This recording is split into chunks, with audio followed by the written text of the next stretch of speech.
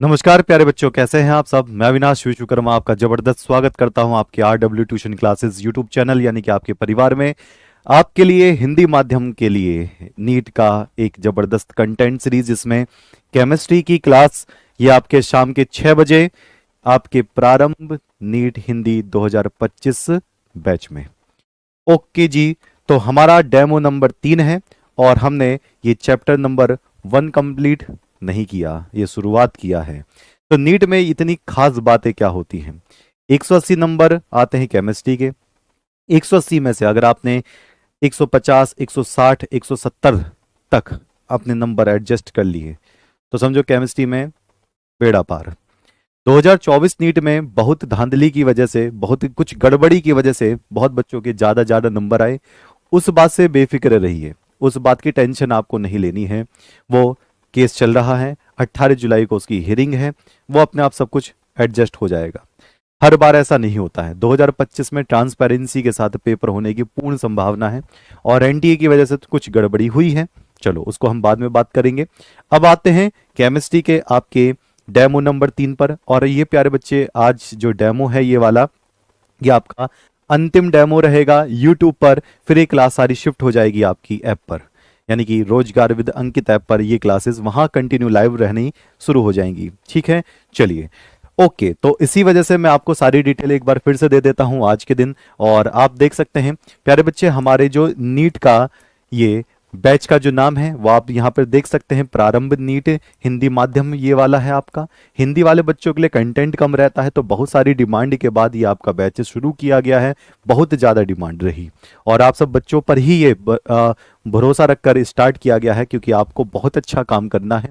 Features क्या है live classes? Feature का मतलब होता है खास बातें। क्या क्या चीज़ आपको इसमें देखने के लिए मिलेगी? लाइव क्लासेस रहेगी, रिकॉर्डेड रहेगी, लेकिन लाइव के बाद वही क्लास रिकॉर्ड फॉर्म में आ जाएगी। डाउट ग्रुप रहेगा, क्लास नोट्स पीडीएफ दोनों तरीके की आपको पीडीएफ मिलेगी। मॉक टेस्ट, ये बहुत अच्छी बात है, मॉक टेस्ट दोनों तरीके के, रोज की प्रैक्टिस और एक संडे में मॉक टेस्ट जो पूरे कंप्लीट नंबर का 720 नंबर का मॉक टेस्ट रहेगा फिजिक्स, केमिस्ट्री, बायोलॉजी के लिए। और एक मिनी मॉक टेस्ट जिसमें 20 क्वेश्चन डेली टू डेली आपके रोजगार विद अंकित ऐप पे मिलेंगे, जिनके पास ये बैच रहेगा। और एक्सपीरियंस टीचर के साथ ये काम हो ही रहा है। हेल्पलाइन नंबर पर आप कॉल कर सकते हो। सुबह 9 बजे से लेकर शाम के 6 बजे तक ये आपको मदद कर देंगे किसी भी रिलेटेड कुछ बैच खरीदना है किस तरीके से।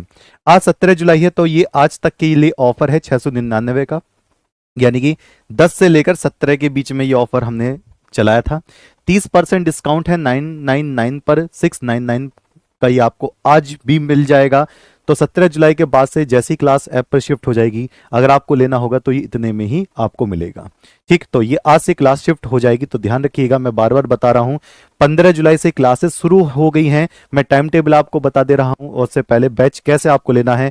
आपको रोजगार विद अंकित ऐप को ऐसे ओपन कर लेना है अपना नंबर वगैरह डालकर। फिर उसके बाद पेड क्लासेस पे जाना है। पेड क्लासेस पे क्लिक करते ही आप ऑल कोर्सेज पे जाओगे। ऑल कोर्सेज पे क्लिक करते ही आप क्लिक कर दोगे अपने प्रारंभ नीट हिंदी 2025 पर। वहां पर बाय नाउ पे क्लिक करोगे। बाय नाउ पे क्लिक करोगे तो आपको अप्लाई कूपन दिखाई देगा। अप्लाई कूपन पे क्लिक करोगे, लेकिन ये आज तक ही सीमित है, 17 जुलाई तक ही। जैसे ही करोगे, ये NEET नीट 30 बिना स्पेस दिए आपको अप्लाई करना है। आपका ये 999 हटकर 699 आ जाएगा। आप पे ऑनलाइन कर सकते हो, लेकिन 17 जुलाई यानी कि आज के बाद से फिर ये कूपन कोड आपका काम नहीं करेगा। ठीक है, चलिए। ओके, इसके बाद टाइम टेबल जरूर देख लीजिएगा। फिजिक्स की जो क्लास है वो 4 बजे, केमिस्ट्री की 6 बजे और बायोलॉजी की 7 बजे आपकी क्लास आपको नजर आएगी। डीपीपी कैसे मिलेगा? रोजगार विद अंकित ऐप पर ही मिलेगा, उसके बारे में भी मैं कल बता दूंगा। आपको जाना है मॉक टेस्ट में, मॉक टेस्ट में आपको डीपीपी मिलना शुरू हो जाएगा। वो आपका मॉक टेस्ट डीपीपी की तरह ही है, यानी कि आपको डेली प्रैक्टिस पेपर्स, यानी कि डेली प्रैक्टिस करनी है मॉक टेस्ट के अनुसार। ठीक, चलिए जी आगे बढ़ते हैं। ओके, बिल्कुल सही बात, बहुत बढ़िया। सिलेबस एक बार मैं फिर से जल्दी बता देता हूं। रसायन विज्ञान की कुछ मूल अवधारणा, परमाणु संरचना, रासायनिक आबंधन और आणविक संरचना, रासायनिक ऊष्मागतिकी, विलयन जो चैप्टर हम चला रहे हैं ये 12th क्लास का चैप्टर है, साम्य अवस्था, रिडॉक्स अभिक्रियाएं और विद्युत रसायन, ये विद्युत रसायन इसी में ही लगा दिया है अलग चैप्टर, इसी के ही जुड़े हुए। रासायनिक गति की भैया 12th क्लास का वो चैप्टर जिसमें क्वेश्चन डायरेक्ट टू डायरेक्ट आते हैं नीट में। तत्वों का वर्गीकरण, गुणधर्मों की आवर्तिता। उसके बाद कौन सा है, पी ब्लॉक, डी और एफ ब्लॉक के तत्व, उपसय संयोजन यौगिक, कार्बनिक यौगिक का शुद्धिकरण और लक्षण वर्णन, यानी कि ये आपकी 11th क्लास का लेवल का है। ठीक, कार्बनिक रसायन विज्ञान के कुछ मूल सिद्धांत, हाइड्रोकार्बन 11th क्लास का बड़ा चैप्टर में से आता है। हेलोजन वाले, हेलो एल्केन्स और हेलो एल्रीन्स वाले आएंगे। ऑक्सीजन युक्त कार्बनिक यौगिक, अल्कोहल, ईथर, एल्डिहाइड, कार्बोक्सिलिक, सब इसी में ही आता है जिसमें ऑक्सीजन आ जाता है वो वाला। ठीक, नाइट्रोजन युक्त कार्बनिक यौगिक, ये एमीन वाला होगा। फिर जैवअणु, बायोमोलिक्यूल्स कहते हैं इसको, और प्रैक्टिकल रसायन विज्ञान से संबंधित सिद्धांत, जैसे हमने KMNO4 में मोहर सॉल्यूशन डाल दिया तो क्या होगा। ठीक, तो ये आपका सिलेबस है, इसी में से ही आता है। बहुत अच्छी बात क्या है, अच्छी बात यह है कि 11th और 12th को प्लस करके केमिस्ट्री का नीट का सिलेबस बनाया है। इनमें से अगर दोनों को मिलाकर देखोगे तो 80% तो आपका पढ़ा हुआ मिल जाएगा, घुमा घुमा के क्वेश्चन पूछा जाएगा। 20% कहां से आएगा, तो 20% आएगा क्वेश्चन की प्रैक्टिस करने से। क्वेश्चन की प्रैक्टिस कर ली, समझो हो गया सब कुछ। चलिए जी, बढ़ते हैं अब आगे की तरफ। सबसे पहले कल के डेमो में मैंने आपसे क्वेश्चन पूछा था, ये डॉक्टर बनाने वाला क्वेश्चन। अब हम इस क्वेश्चन को इसी से ही फेमस करेंगे कि डॉक्टर बनाने वाले क्वेश्चन कैसे होंगे। ठीक है, मैं खुद काम कर रहा हूं केमिस्ट्री पर, जिसमें आपको जो मॉक टेस्ट यानी कि DPP का एक अच्छा वर्जन जो मिल जाएगा, वो उस पर मैं खुद ही काम कर रहा हूं। तो केमिस्ट्री के लिए कोई भी झंझट नहीं है। 3 बैच नीट के हमने निकाले थे ऑफलाइन में।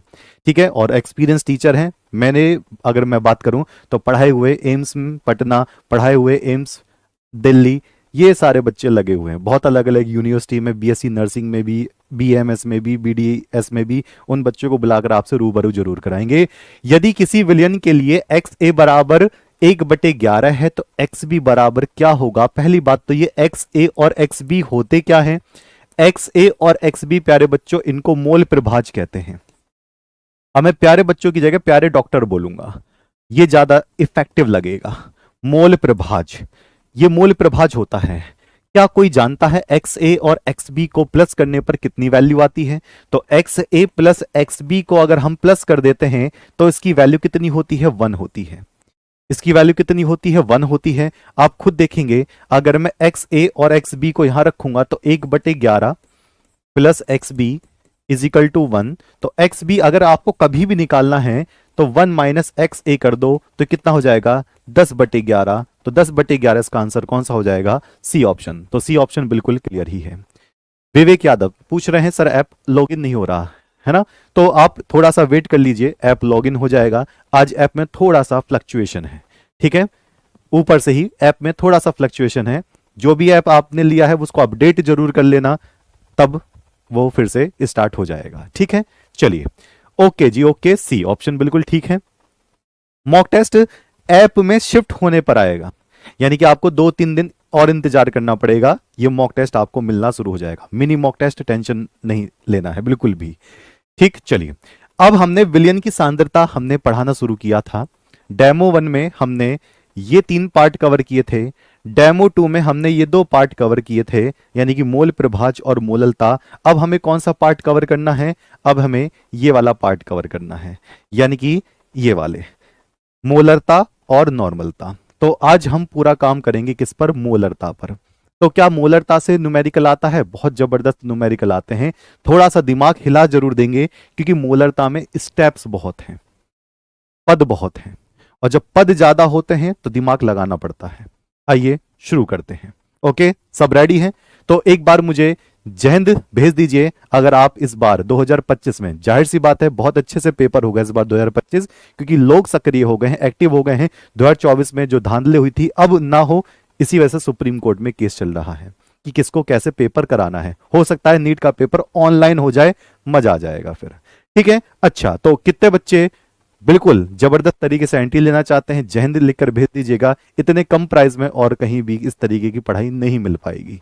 चलो, मोलरता आराम आराम से चलेंगे, समझा समझा कर, कोई बड़ी बात नहीं है। चलो भैया जी, मोलरता सबसे पहले मोलरता को किससे प्रदर्शित किया जाता है? मोलरता को कैपिटल एम से दिखाते हैं और मोलरता को विलयन की सांद्रता बोलते हैं। अगर आपने मोलरता नहीं पढ़ा, इसका मतलब आपने वो हिस्सा छोड़ दिया है जिस हिस्से पर न्यूमेरिकल होते हैं। और 11th क्लास के पहले चैप्टर में ये सांद्रता दी गई है, यानी कि 11th जब मैं शुरू करूंगा 11th वाला टर्म, तो यही चीजें आपके सामने फिर से आएंगी। तो एक साथ आपकी 12 के साथ साथ 11th भी हो रही है। चलिए, तो मोलरता है क्या? तो विलय के मोल, यानी कि विलय कौन सा? ए। विलय के मोल, मोल कौन सा होगा? Na। विलय के मोल को अगर मैं 1 लीटर आयतन में डाल दूं, किसके? विलयन के। यानी कि 1 लीटर पूरा का पूरा मैं विलयन ले लूं और उसके अंदर मैं विलय के मोल डाल दूं, तो उसको हम मोलरता बोलते हैं। अब इतना सा? जी बिल्कुल, यही ट्रिक के हिसाब से काम करना है।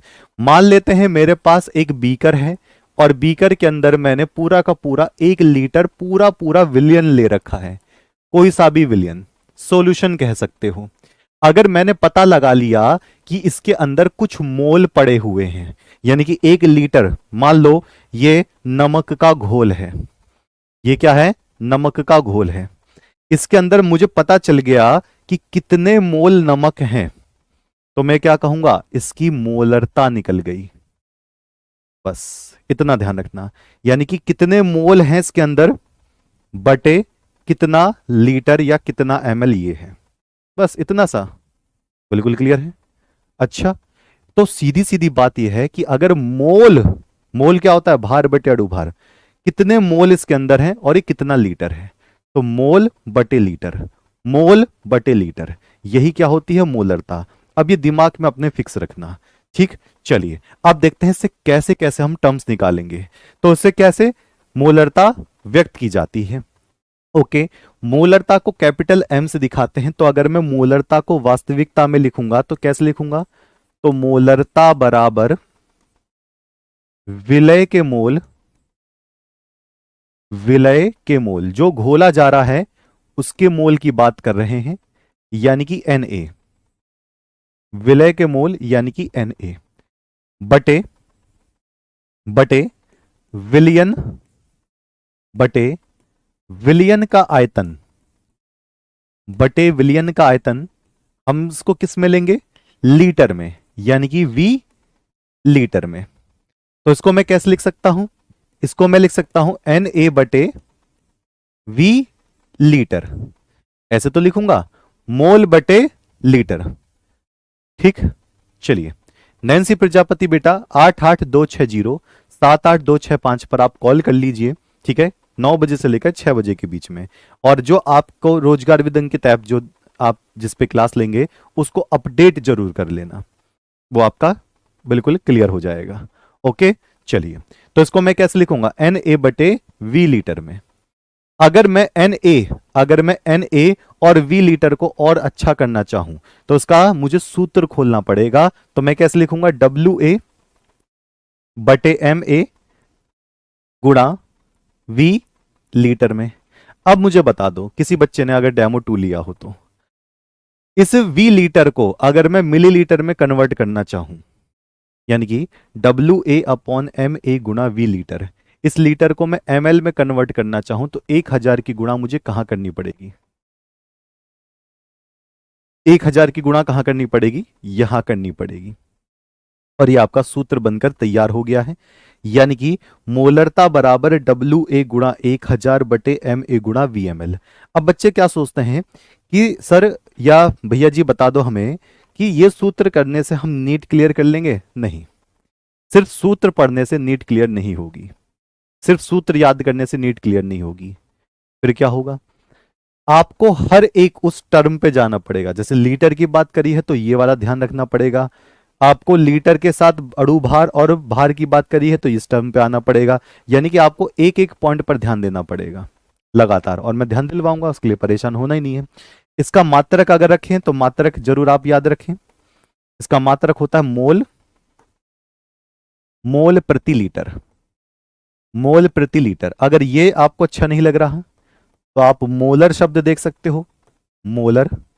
और ये भी अच्छा नहीं लग रहा तो बड़ा M, ये जहां भी कहीं मिल जाए आप समझ जाना मोलरता की बात करी जा रही है, मोलरता की बात करी जा रही है, बिल्कुल ठीक है। और उन बच्चों तक भी इस क्लास को शेयर कर सकते हैं आप जिन बच्चों को पढ़ना है नीट का।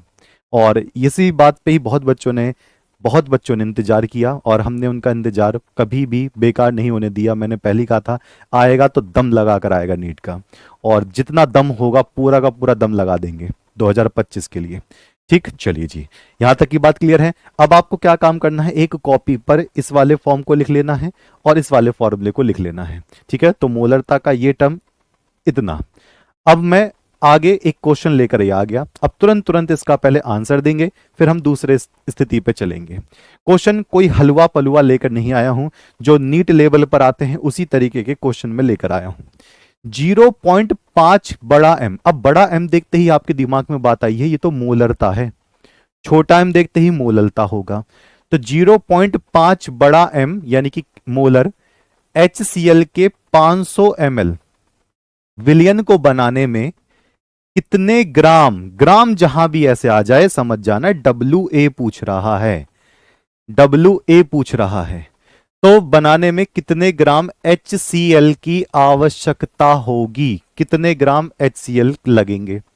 तो पहले मैं देखूंगा कितना कितना हमें दे रखा है, और कैलकुलेशन आपकी शार्प होनी चाहिए, नहीं शार्प है तो शार्प कर लेना बेहतरीन तरीके से।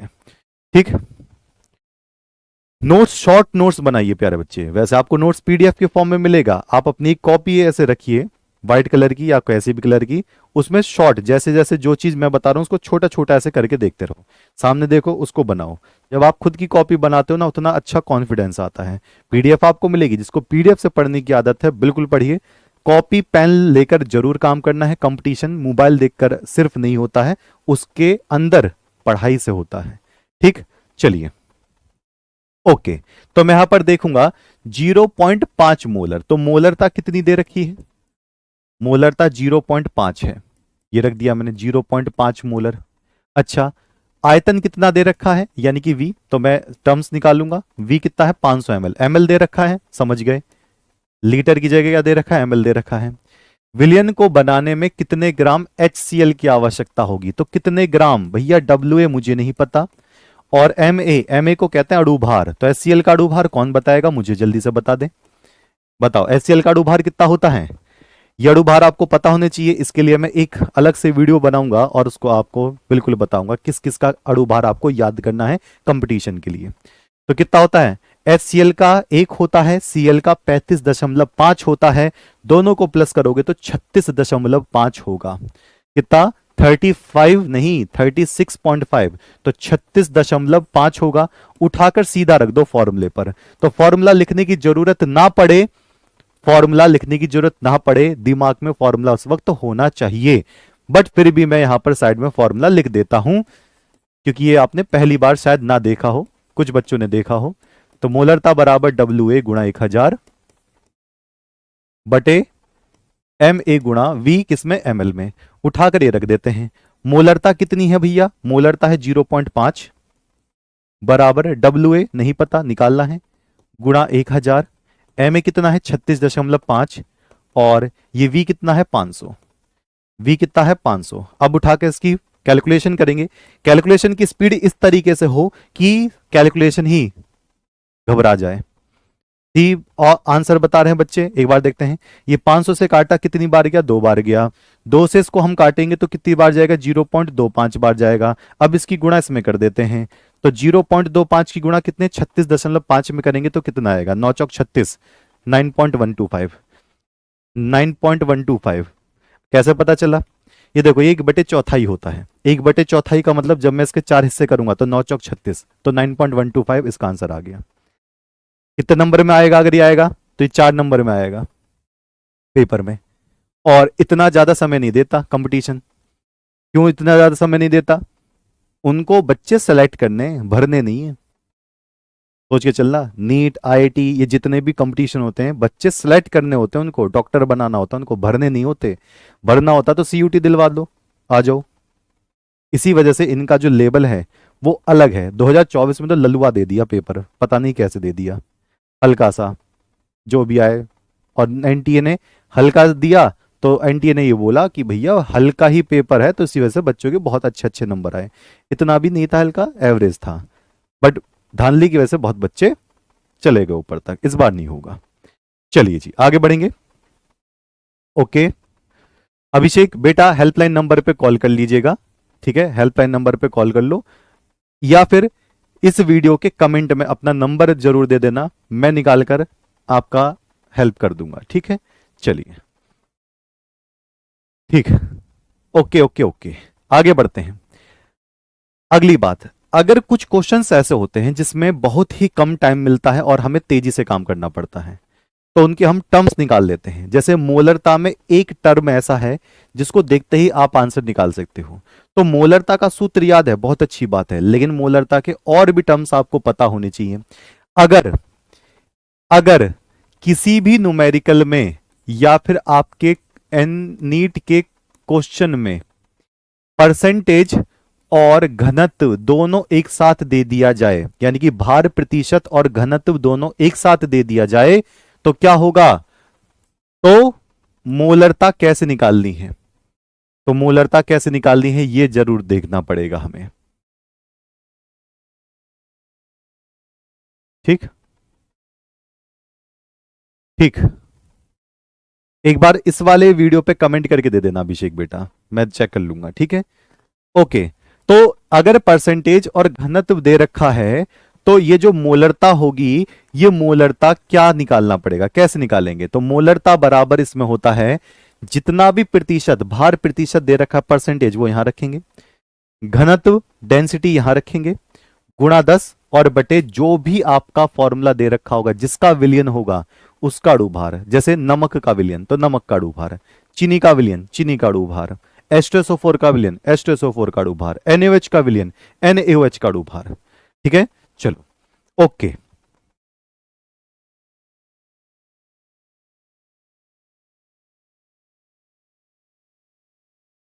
चलिए तो मोलरता बराबर है परसेंटेज इतना इतना है। अच्छा, इसका एक लंबा तरीका भी है, लंबे तरीके से भी कर सकते हैं, लेकिन आप सोचो इसके लंबे तरीके से करोगे तो 5 से 6 मिनट आपको लग जाएंगे।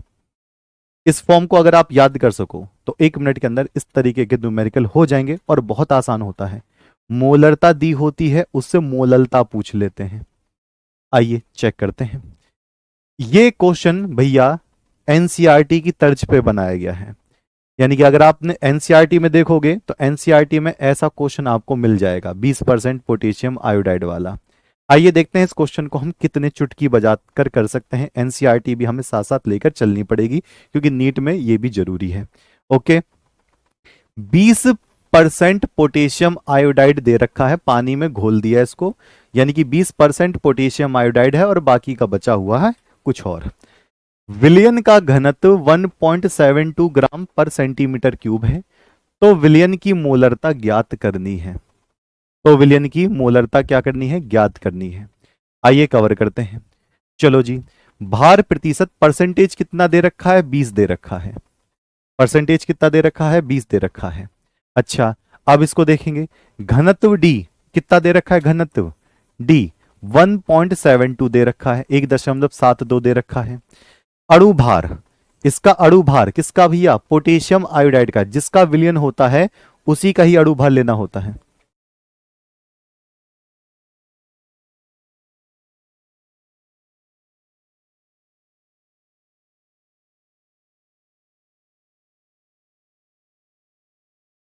ओके, अणु भार कितना होगा? तो पोटेशियम का होता है प्यारे बच्चे 39, यहां लिख दे रहा हूं, पोटेशियम का होता है 39, और आयोडीन का कितना होता है? 127, 127। जब हम इसको प्लस करेंगे तो कितना आ जाएगा? 166। जब हम इसको प्लस करेंगे तो कितना होगा? 166। अच्छा, ये आंसर चेक करना है आपको, ये इसको देखकर आंसर टिक नहीं करना है। अच्छा, जब मैं 166 ये सारे के सारी वैल्यू यहां रखूंगा तो कैसे रखूंगा? परसेंटेज कितना है? 20, घनत्व कितना है? 1.72 गुणा 10 बटे अणु भार कितना है? कहां है अणु भार? 166।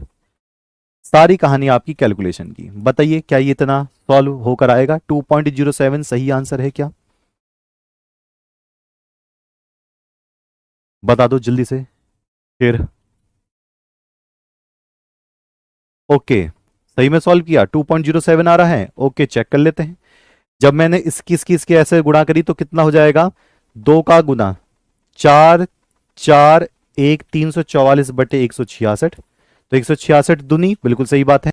तो 2.07 के पास इसका आंसर, तो जो भी ऑप्शन 2.07 मोलर होगा वो इसका सही आंसर होगा। बिल्कुल सही बात है। ओके ओके ओके, 2.07 बिल्कुल सही आंसर चल रहा है। चलिए, शाबाश।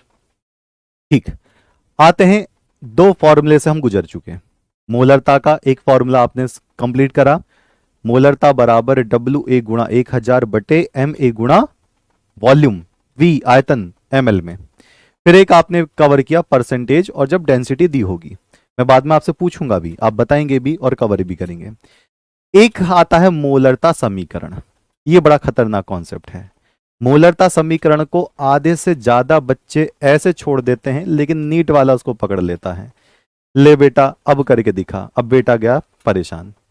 मोलरता समीकरण आपको 12th क्लास में भी अगर कभी आ गई होगी तो बच्चे सोचते हैं वो एक ही होती है, एक नहीं होती। आइए मैं बताता हूं कितने तरीके से इसको बांटते हैं। देखो, मोलरता समीकरण को हम दो हिस्सों में बांट सकते हैं, ये मेरे हिसाब से कॉन्सेप्ट क्लियर करने के लिए। मोलरता समीकरण होता तो एक ही टर्म पर है, लेकिन हम इसको दो हिस्सों में बांटते हैं। पहला है जब एक ही प्रकार के विलयन की सांद्रता परिवर्तित होती है।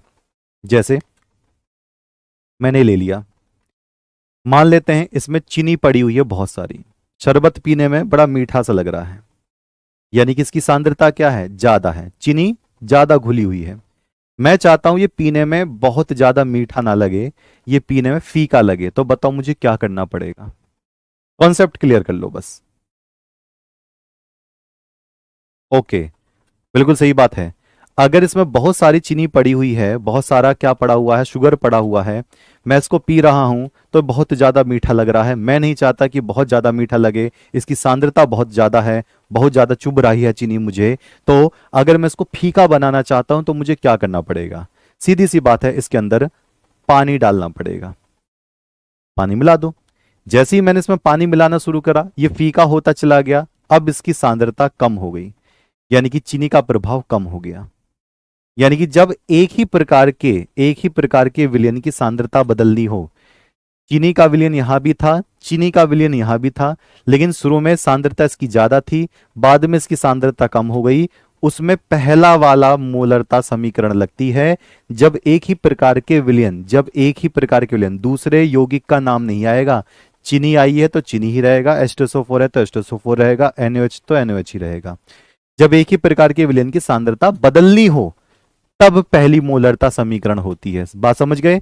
जैसे सांद्र विलयन से तनु विलयन बनाना, कंसंट्रेटेड टू डाइल्यूट सॉल्यूशन, तो मैं यहां पर क्या लिखूंगा, एक ये हो गया। इसमें क्या लगती है, इसमें लगती है M1V1 बराबर M2V2। क्वेश्चन कहां से, इसी से ही आते हैं। अच्छा, ये वाली लगेगी, यानी कि पहली वाली सांद्रता उस आयतन बराबर दूसरी वाली सांद्रता उसका आयतन, आयतन का मतलब मिलीलीटर, लीटर कितना लिया है। अच्छा, M1V1 बराबर M2V2, इससे क्या होता है, इससे हम इस एक ही प्रकार के विलयन की सांद्रता निकालते हैं। अच्छा, अब दूसरे पे आते हैं। दूसरा कौन सा है, जब अलग अलग विलयन लिए जाते हैं। जैसे एसिड को बेस के साथ मिला दें, अम्ल लिया और क्षार लिया, दोनों को मिला दिया, बताओ क्या बना। इस तरीके के क्वेश्चन, अम्ल लिया क्षार लिया, दोनों को मिलाया, मोलरता पूछ ली, इस तरीके के क्वेश्चन। उसमें कैसा होता है, उसमें होता है M1V1 बटे M2V2 बराबर A बटे B, यानी कि M1V1 M2V2 तो बिल्कुल वैसे ही है, इधर जाकर देख लो, M1V1 बराबर M2V2, तो मैंने ये बटे में ले लिया। A बटे B का मतलब होता है पहले वाले यौगिक के मोल, यौगिक A के मोल, यानी कि यौगिक जो पहला ले रखा था, पहले यौगिक का मोल समीकरण में, और ये वाला होता है दूसरा वाला जो है यौगिक नंबर दूसरा, उसका मोल इसको हम प्रैक्टिकल वाले सेक्शन में बताएंगे। तो हमें किस पर फोकस करना है, हमें इस पर फोकस करना है, M1V1 बराबर M2V2। ठीक, चलिए। ओके ओके ओके, बिल्कुल सही जा रहे हैं सभी प्यारे बच्चे।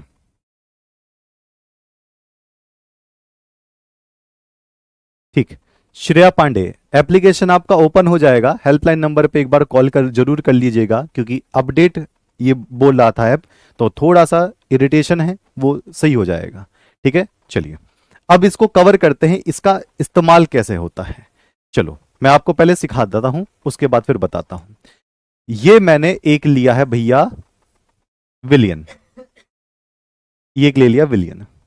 इस विलियन के ऊपर कुछ ऐसे लिखा हुआ है, 5 मोलर 5 मोलर H2SO4 का विलियन, ऐसे लिखा हुआ है 5 मोलर H2SO4 का विलियन। यह नंबर 1। ये हमें इससे बनाना है, हमें इसको किस में बनाना है, इसमें बनाना है। मुझे टारगेट दिया गया, क्या बनाना है भैया, 1 मोलर का H2SO4 विलियन बनाना है, 1 मोलर का H2SO4 विलियन बनाना है। किसी ने पूछा कितना बनाओगे, तो मैंने कह दिया चलो आप एक काम करो, 200 ml बनाकर दे दो, 200 मिलीलीटर। ठीक है, अच्छा ये हो गया भैया नंबर 1, ये हो गया नंबर 2। ये है सांद्र, सांद्र विलियन। और ये कौन सा वाला हो जाएगा, ये है तनु विलियन। अब आप एक बार फिर से देखो, शुरू में आपने लिया है 5 मोलर का H2SO4 विलियन, ये रहा 5 मोलर का H2SO4। इसको 1 मोलर का H2SO4 200 ml बनाना है, तो क्या करना पड़ेगा, इसको कितना लेना पड़ेगा, कितना आयतन इसको बनाने में लगेगा। तो मैं सीधा सीधा क्या देखूंगा, मैं देखूंगा यहां भी H2SO4 है, यहां भी H2SO4 है, दिमाग लगाना ही नहीं है, सीधा M1V1 is equal to M2V2 apply कर दो। तो ये क्या होगा, मैंने उठाया M1V1 बराबर M2V2, M1V1 बराबर M2V2, क्योंकि यहां भी H2SO4 है, यहां भी H2SO4 है। M1 कितना था, 5। V1 हमें नहीं पता, आयतन हमें नहीं दे रखा कितना ml है, वही हमें निकालना है। तो V1 तो V1 रहेगा, M2 कितना है 1, और V2 कितना है 200। 200 जब हमने से V1 निकाला तो 5 से उस पर भाग लगा दिया, तो कितना हो गया, 5 चौक 20, यानी कि 40 ml।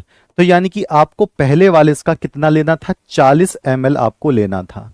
तो बताओ ये 40 ml था, ये 200 ml बनाना था, कितना इसमें पानी मिला दिया, कितना इसमें पानी मिलाया गया, जल कितना मिलाया गया, यानी कि इसमें बाहर से मैं कितना पानी मिला दूं, जल मिला दूं, तो जल की मात्रा ग्राम में बता सकते हो।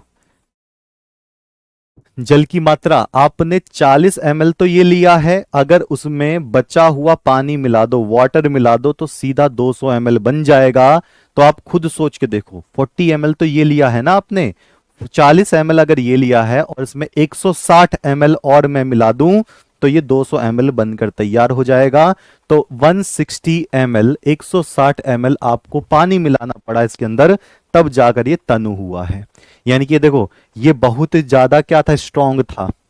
मान लो कोई इसको पी रहा है, कह रहा अरे भैया बहुत तगड़ा तेजाब है, पानी मिलाओ इसके अंदर, इसको तनु करो, तो 160 ml जैसे आप मिला दोगे इसके अंदर, 200 ml हो जाएगा, और 1 मोलर का H2SO4।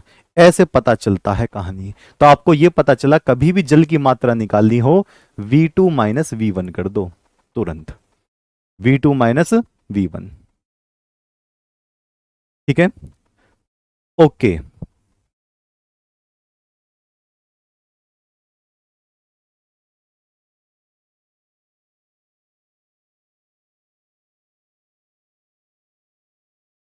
चलिए आगे बढ़ेंगे, आगे बढ़ते हैं और हम आते हैं अपने इस क्वेश्चन पर।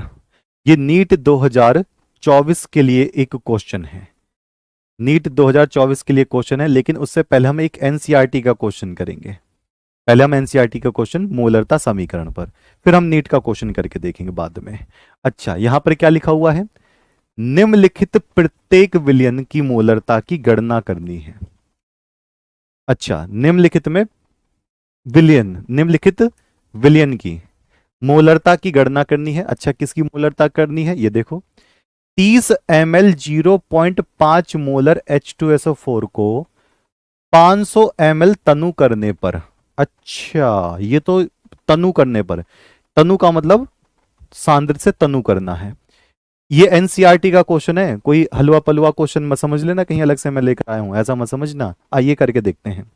इसका कहने का मतलब है एक शुरू में हमारे पास बीकर दे रखा है, उसमें भर रखा है कुछ, ये कितना है 0.5 मोलर H2SO4। इसका ml भी दे रखा है, अच्छा इस वाले का ml दे दिया इस बार, 30 ml दे रखा है, यह है नंबर एक।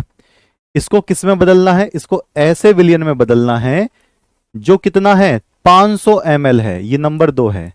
ये कितना है 500 ml H2SO4 है, लेकिन हमें यह नहीं बता रखा कि इसकी मोलरता क्या है, इसकी मोलरता क्या है। आइए उठाकर किस पे रख देते हैं, दोनों तरफ H2SO4 है। जल्दी से इसका एक बार आंसर बताइए कि क्या हो सकता है। मंजीत कुमार, सर मुझे नीट का बैच लेना है, बिल्कुल ले सकते हैं। आपको वीडियो में मैंने स्टार्टिंग में बताया था कि बैच वगैरह कैसे ले सकते हैं, और 8826078265 पर कॉल कर सकते हैं सुबह 9 से शाम के 6 बजे तक, बिल्कुल आपको बैच वगैरह मिल जाएगा। चलिए अब यहां पर देखेंगे, मैं लगाऊंगा M1V1 बराबर M2V2। ओके, पहली वाली मोलरता दे रखी है, हाँ जी 0.5, कितना ml शुरू में 30 ml, तो V1 कितना हो गया 30 बराबर M2 नहीं पता भैया, है ही नहीं हमारे पास, निकालना है, मोलरता निकालनी है M2, और V2 कितना है 500। तो कोई बच्चा मुझे बस बता दे कि कितना निकल कर आएगा, M2 कितना निकल कर आएगा। तो मैं यहां पर देखूंगा M2 बराबर क्या हो जाएगा, इसको इधर भेज दें तो 5 तिया 15, तो कितना हो जाएगा, 0 से 0 काट दो, सॉल्व करके बस जल्दी से बता दो कितनी जल्दी कर सकते हो। बच्चे इसका आंसर कितना बता रहे हैं, सी बता रहे हैं, सी 0.03 आ रहा है क्या, जल्दी से बता दो, 0.03 आ रहा है। अगर मैं इसको ऐसे कर लूं, जैसे 0.5 गुणा 30 बटे 500, ठीक, पॉइंट हटाकर ये 0 काट दी, 5 से काटा 100, तो M2 कितना आ जाएगा 0.03 मोलर। तो क्या आपका आंसर भी ये आ रहा है 0.03 मोलर। बताओ कितने बच्चों का ये आंसर आ गया। अगर ये आंसर आ गया, इसका मतलब एनसीईआरटी के क्वेश्चन को करते वक्त आपने कोई भी झंझट नहीं सहन करी, और आपको भैया एनसीईआरटी 60% करनी ही पड़ेगी, उसके क्वेश्चंस सीधा सीधा भी नीट में पूछ लिए जाते हैं, ठीक। ओके चलिए जी आगे बढ़ेंगे, बिल्कुल सही बात है, शाबाश शाबाश शाबाश, ठीक। चलिए बढ़ते हैं आगे की तरफ, बढ़ते हैं आगे की तरफ। लो एक क्वेश्चन मैं आपको दे रहा हूं, आप बताइएगा ये किस तरीके से होना चाहिए। मैं इसको लिखित में दे रहा हूं।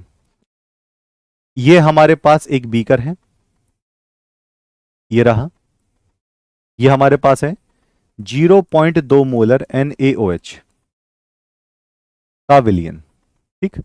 नंबर एक, जल की मात्रा में लिख रहा हूं क्वेश्चन मार्क, आंसर का ऑप्शन मैं नहीं दूंगा, जल की मात्रा मुझे नहीं पता।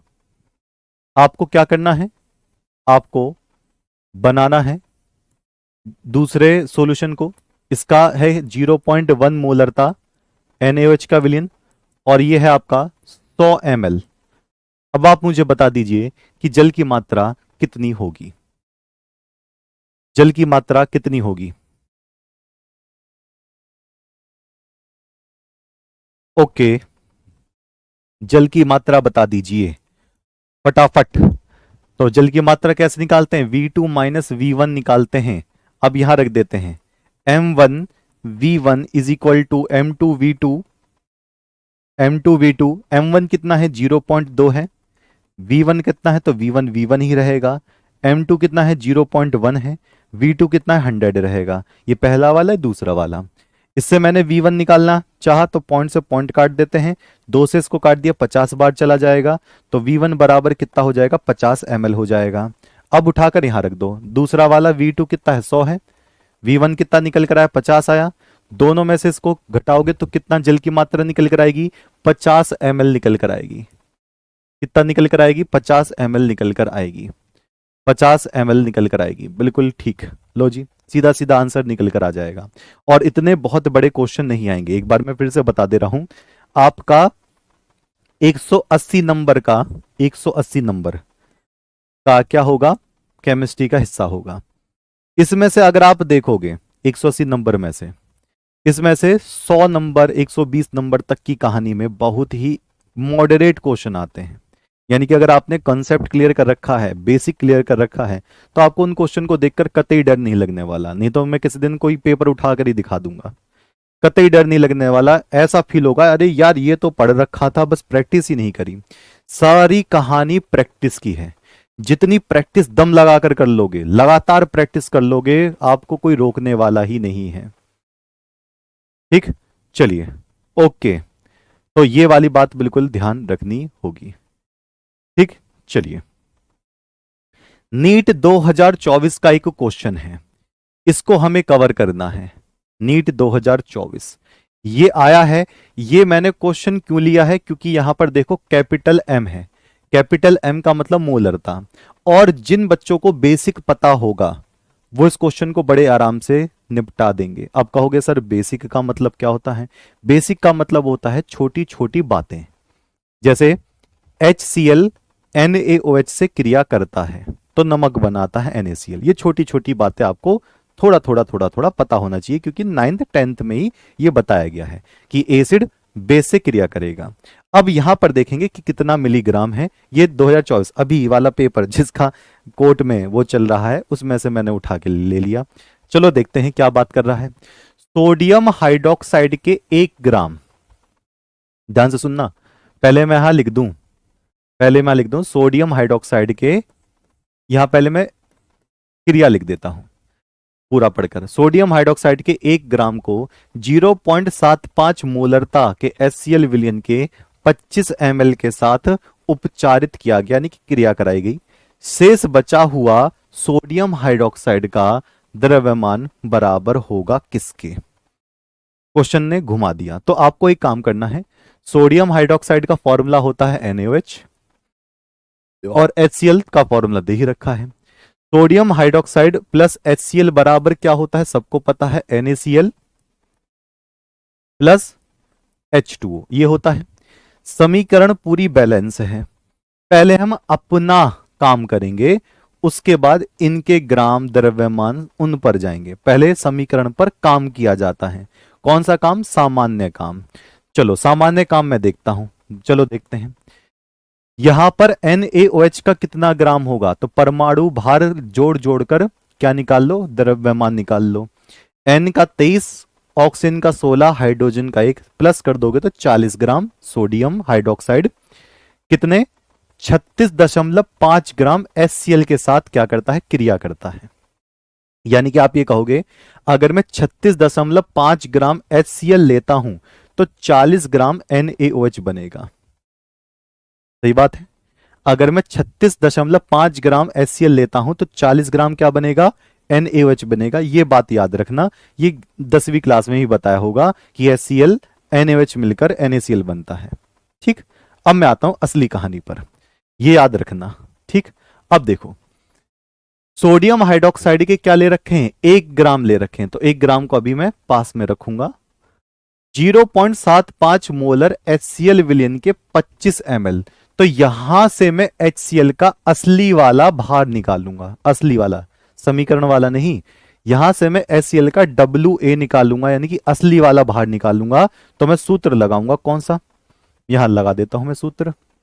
मोलरता बराबर सबको पता है, मोलरता बराबर WA गुणा 1000 बटे MA गुणा V ml में। मोलरता कितनी दे रखी है, 0.75 दे रखी है, बराबर WA नहीं पता भैया, निकालूंगा मैं कितने ग्राम HCl होगा, असली वाला HCl का ग्राम निकालूंगा, गुणा 1000 HCl का अणु भार कितना 36.5 और आयतन कितना है 25 ml। यहीं से ले लेता हूं मैं सारी बातें।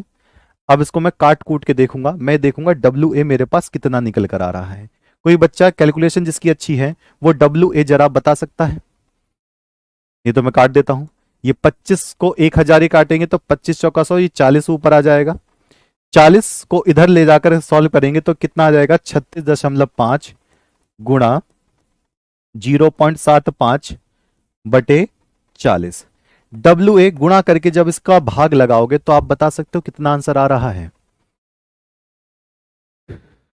इन दोनों की गुणा करके बस भाग लगाना है। इतना काम तो प्यारे बच्चे लगातार आपको करते ही रहना पड़ेगा, लगातार। ठीक, अभी आंसर पे हम आ रहे हैं, अभी उसकी टेंशन मत लो। पहले हम इसकी HCl की मोलरता के हिसाब से इसका भार निकाल लेते हैं। तो WA यहां पर कितना आ रहा है 750। 750 कैसे, इसको मत देखिए, अभी यहां पर करिए, वो तो अलग बात है, उसको छोड़ दो। ठीक, जिन बच्चों ने 2024 का नीट देखा भी होगा वो तुरंत भी कर देंगे। विशाल यादव, बिल्कुल सही बात है। जितना फोकस करें उसके हिसाब से ही चलिए, पॉइंट टू पॉइंट के हिसाब से। विशाल यादव बोले 0.68 होगा। हाँ, BSc के साथ कर सकते हो नीट की तैयारी, कोई बात नहीं है। ओके, 0.68, 68 कैसे? प्रिया मौर्य 0.68, तो 0.68 यहां पर ग्राम किसका HCl का निकल कर आया, असली वाला। अब आप देखो, बड़े आराम से देखना, बहुत आराम से, धीरे धीरे देखो। 36.5 ग्राम HCl बराबर 40 ग्राम NaOH। ठीक, तो यहां लूंगा मैं, अगर मैंने 36.5 ग्राम HCl लिया है तो किसके बराबर है? वो 40 ग्राम NaOH के बराबर है। देखो, HCl की तो बात चल रही है, तो अगर इतने ग्राम HCl लेता हूं तो इतने ग्राम NaOH होगा।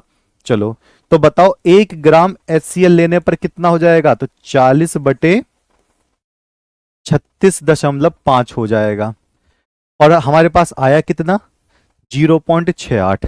तो बताओ 0.68 ग्राम अगर HCl होगा तो कितने ग्राम NaOH से क्रिया करना पड़ेगा? तो 36.5 गुणा कितना 0.68। जब हम इसकी कैलकुलेशन करेंगे तो बताओ कितने ग्राम NaOH नजर आएगा? इसकी कैलकुलेशन करके बता दो कितने ग्राम NaOH नजर आएगा। बिल्कुल सही बात है। अब फिर से बता रहा हूं, 36.5 ग्राम बराबर 40 NaOH। तो एक पे निकाल लो, 1 ग्राम पर, तो 1 ग्राम पे क्या हो गया, भाग चला जाएगा, तो 40 बटे 36.5। लेकिन हमारे पास निकल के कितना आया 0.68। तो 0.68 अगर लोगे तो यहां पर क्या होगा 40 बटे 36.5 गुणा 0.68। इसका जब आप भाग लगाओगे तो भाग लगाकर कितना आएगा? गुणा करके भाग लगानी है, ये बस आपको देखना है।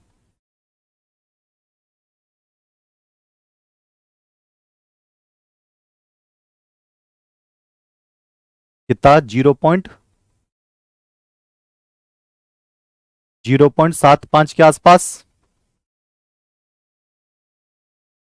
0.75 के आसपास किसी का आ रहा है। ओके, तो अगर यहां पर 0.75 के आसपास आपका ग्राम में आ रहा है तो उसको 1000 से गुणा करके उसका मिलीग्राम में बदल लो। 0.75 या 0.74 जो भी आ रहा है उस ग्राम को किस में बदल लो, मिलीग्राम में बदल लो। तो 750 मिलीग्राम के आसपास इसका उत्तर आ जाएगा। यानी कि सॉरी, 750 थोड़ी ना आएगा यहां पर, 0.75 में इसका कैलकुलेशन करके बताओ। 0.75 नहीं आएगा, अभी तो कुछ और आएगा। 0.75 नहीं आएगा, गलत बता रहे हैं आप बच्चे। जब इसकी आप मल्टीप्लाई करोगे तो 0.75 नहीं आएगा। ओके, चलो चेक कर लेते हैं, मैं खुद ही चेक कर लेता हूं। अब हम जगह ढूंढ लेते हैं कहां पर हम इसको कैलकुलेशन को करके दिखा सकते हैं। लो जी,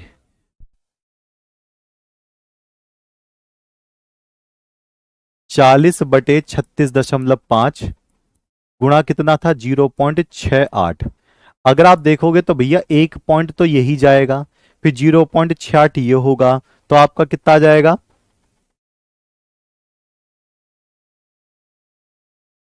हम्म। ओके ओके ओके ओके, चलो चेक कर लेते हैं। पॉइंट से पॉइंट हटा दिया तो यहां पे नीचे जीरो बढ़ा दी, जीरो से जीरो काट दी तो ये हो जाएगा 4 × 68/365। अब मैं इसको सॉल्व करूंगा तो 8 चौक 32 का 2 हाथ से लगे 3, 6 चौक 24 और 3 कितना हो जाएगा? 27/365।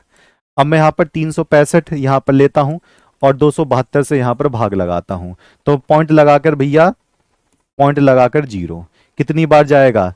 3 × 6 = 24, छः, सॉरी 3 × 8 = 24, तो पॉइंट कितने आसपास? 0.75, 0.75। ओके, चलिए 0.75 ही जा रहा है। हाँ बच्चे बिल्कुल ठीक बता रहे हैं, 0.75 ही, मैं तो बेवजह शक कर रहा हूँ। हाँ ऐसे ही है कुछ, ऐसे ही है हाँ। तो 0.75 आपके पास क्या आ गया? ग्राम। अगर मैं इसको देखूंगा तो कितना आ जाएगा? 750 mg आ जाएगा, या फिर आप 0.75 ही लेकर काम करो। अब जरा देखना, 0.75 ग्राम क्या लगेगा? NaOH लगेगा, लेकिन यहां पर दे कितना रखा है? एक। 0.75 ग्राम तो आपने निकाला, लेकिन यहां पर क्या लगेगा? 1 ग्राम दे रखा है। अब आप खुद सोचो, शेष बचा हुआ सोडियम हाइड्रोक्साइड कितना होगा? तो 0.75 ग्राम तो खत्म हो गया HCl के साथ, 1 ग्राम दे रखा है, तो एक में से इसको माइनस करना पड़ेगा। अब एक में से इसको जब हम माइनस करेंगे तो कितना आ जाएगा? 0.25 ग्राम आएगा, और जब 0.25 ग्राम आएगा तो उसको मिलीग्राम में बदलोगे तो 250 mg आएगा। कितना आएगा? 250 mg। 1 ग्राम दे रखा था, बचा हुआ सोडियम हाइड्रोक्साइड निकालना था। HCl जितना आया उसने इतना ग्राम NaOH खा गया, 0.75। बचेगा कितना? एक में से 0.75 घटा दो तो 0.25 ग्राम, 0.25 ग्राम मिलीग्राम में बदल लो तो 250 mg हो जाएगा।